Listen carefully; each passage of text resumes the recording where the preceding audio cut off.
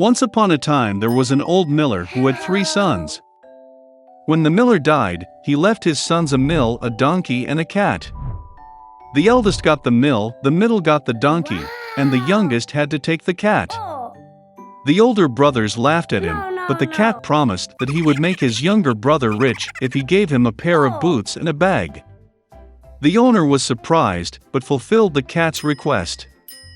The cat immediately pulled on his boots on his hind legs, poured oats into the sack, threw it over his shoulders, and went hunting.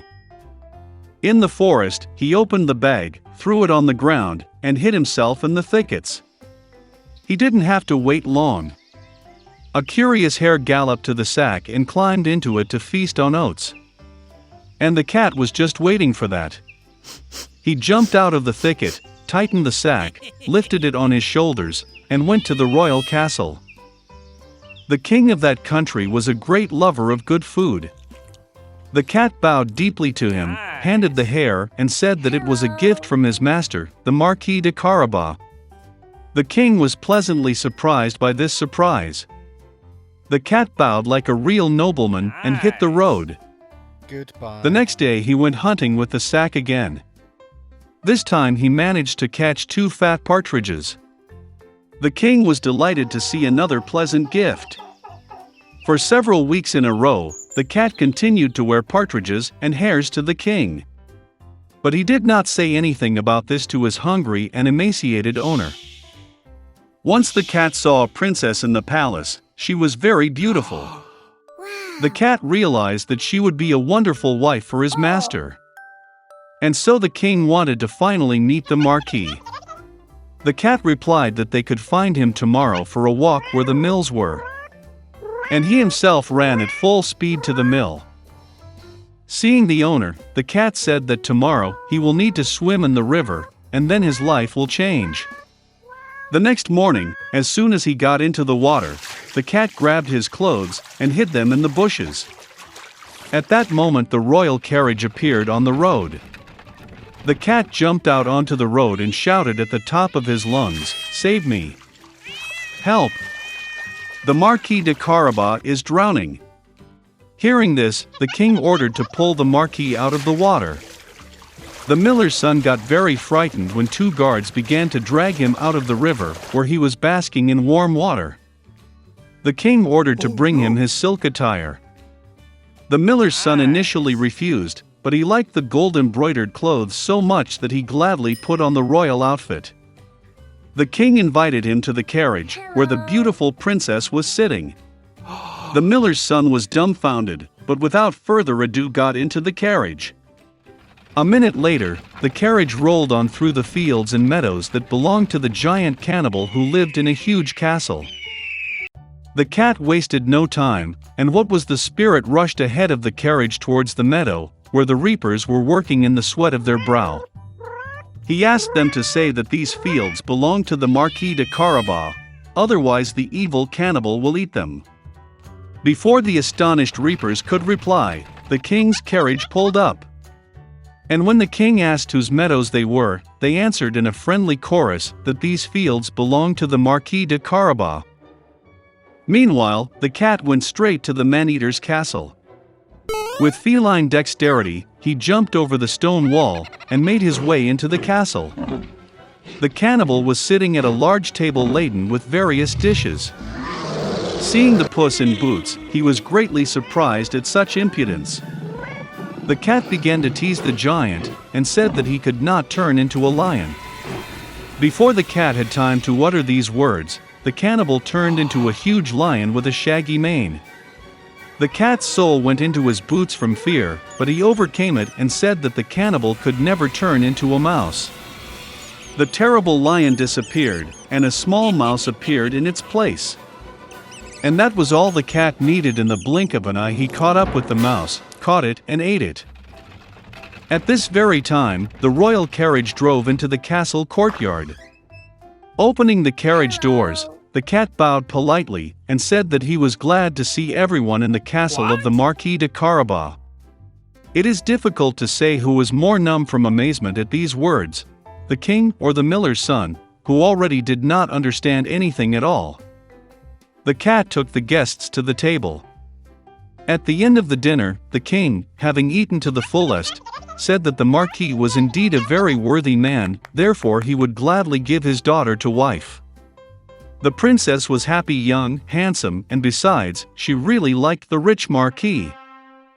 Soon they played a wedding.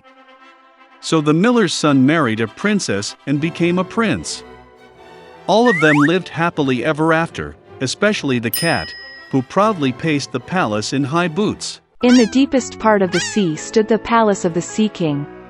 And he had 6 daughters. They played in the garden all day long. Unlike the other princesses, the youngest was quiet and brooding. And her name was the Little Mermaid. Most of all, she loved listening to stories about the world of people. Traditionally, a mermaid could only rise to the surface for the first time in her 16th birthday.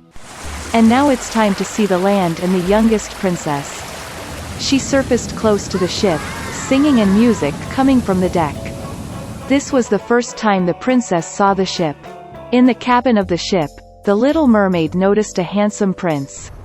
For a long time she could not take her eyes off him. Oh no! Suddenly, a violent storm began at sea. The prince's ship hit a rock and shattered into pieces. In complete darkness, lightning flashed, and the Little Mermaid saw the prince fall into the sea. She rescued him by bringing him ashore. Soon the prince was found by a girl passing by. When he woke up, he smiled at her and thanked her for saving her.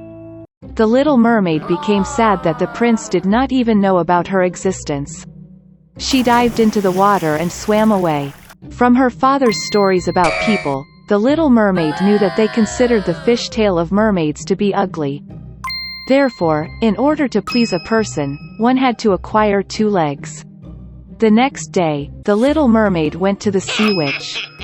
The sorceress agreed to make a potion for her that would turn the fishtail into a pair of slender legs. The princess's gait would be graceful, but every step she took would bring unbearable pain. And if the prince married another, the Little Mermaid would turn into sea foam. In return, the witch wished to take her wonderful voice from the girl. The princess was ready for anything to be close to the prince, and she agreed. Having sailed to the prince's palace at night, the Little Mermaid drank a magic drink.